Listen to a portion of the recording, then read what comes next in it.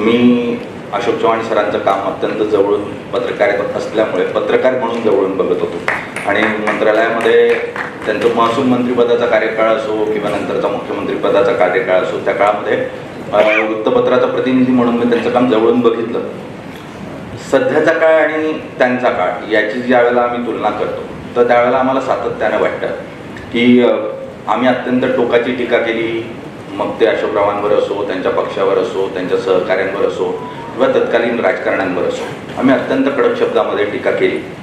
ती टीका अशोकरावांवरही त्या काळामध्ये केली गेली. पण असं असलं तरीही त्यानंतर कधीही चव्हाणसाहेब भेटल्यानंतर त्यांनी दुस्वास केला नाही किंवा त्याबद्दलचा राग कधीच मनात धरला नाही. त्यांनी कधीच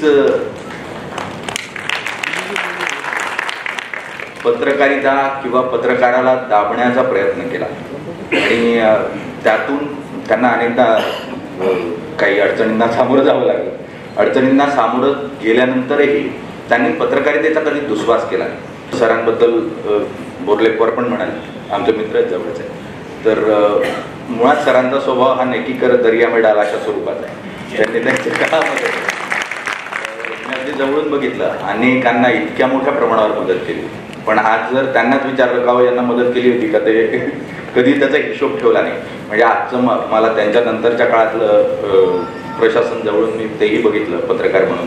आणि तुमच्या नावाने पत्र जरी दिलं तर त्याची एक्सेल शीटवर आणि एका ॲपमध्ये नोंद करा अशा स्वरूपाची प्रथा तयार झाली.